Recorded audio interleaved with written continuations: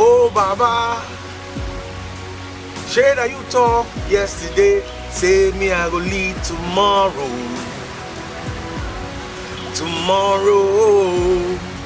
But I wake up today, I still see, say you the struggle, the seat with me, Baba, Baba. Hi there, how you doing today? It's once again a very wonderful moment to be here to share with you as we engage in this intercourse. My name is Romeo Nyamata, and also known as Romeo 14. Like I said in the few lines I just sang earlier, Baba means a whole lot of people. Baba is not directed to any individual. Baba speaks of a lot of people that have been in position for many years. Our elders, our leaders that have been occupying positions that is time and is ripe enough for a new generation to begin to occupy. It is only proper for a generation to occupy a position, train another generation deliberately for transition, for a proper transmission of one position to another position. And we have a whole lot that has been going on, not just only in Nigeria, but in Africa at large, of a people that are almost 80 years, 90 years. Some have even died in office. And we are hoping and seeking that it is time for a new generation to arise and begin to occupy this position. And now I'm not just speaking of anybody.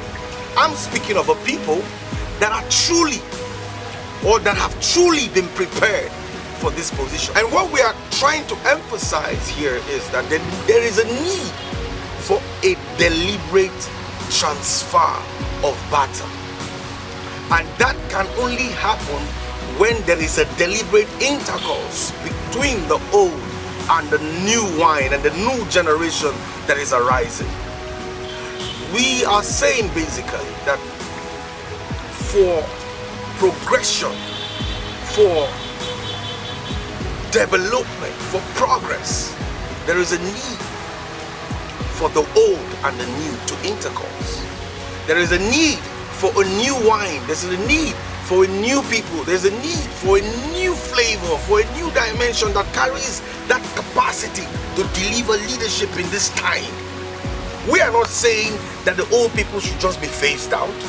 We are basically saying that there is a need for the old people to begin to connect with the people, with the young people with the right spirit, with the young people with the capacity, with the young people with the values, with the young people who truly want and desire the change that we really need. We are saying it is time.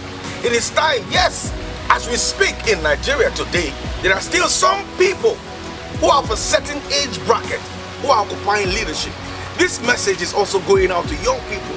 How prepared are you? I know and I'm aware of a lot of young people that have really been preparing themselves.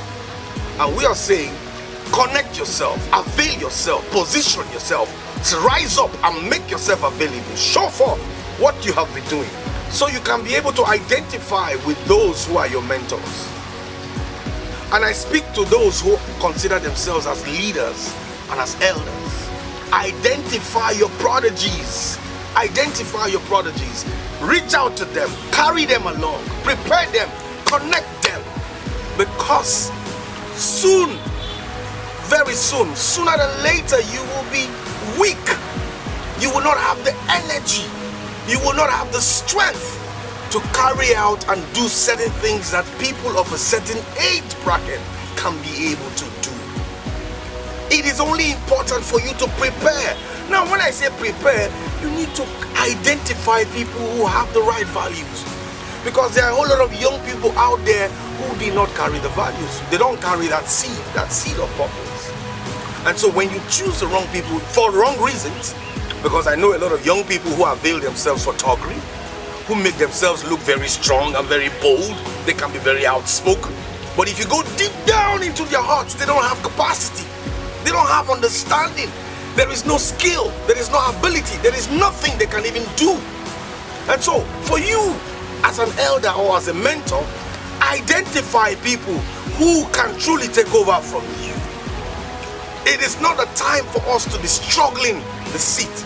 It's not a time for us to be assuming and saying this seat belongs to this person or the other person. It is a time for an intercourse, for a symbiotic relationship, for a connection, for a synergy. Because it is when we truly synergize that there will be a true transference of spirit, and there will be continuity, and there will be productivity. For example, there are a lot of young people that without mentorship have been able to thrive in the entertainment industry. Today, the entertainment industry is one of the major employers of labor in Nigeria. Be it a dancer, be it a cinematographer, be it a choreographer, be it an actor, be it... There are too many areas down the chain that the entertainment industry have created employment. Now, I must say this. This has happened without any deliberate mentorship. Now, just imagine if there has been a deliberate mentorship in these sectors. In the ICT industry, we have a whole lot of young people that are creating apps, applications. If you go to Lagos in the Silicon Valley, there are a lot of young people that are churning out things. In recent times, Mark Zuckerberg visited Lagos, and one of the major places he visited was that same spot. In recent times, Macron, the president of France, visited Nigeria, and one of the major places he visited was Fela Shrine, because he knows very well that a lot of talents that are being churned out of that place. Now, what are we saying? It is very important for us to recognize and identify the fact that there is a generation that is rising, that is truly committed to a change, to a new Nigeria. And we are saying to the older generation, identify these young people and carry them along, that there will be a better Nigeria. Our vote is our power. It is very important for us to rise up in this time of the electioneering season to be part of what is happening. Participate. Don't sit on the fence. It is not a time to complain. It is a time to join the campaign. Your vote is your power.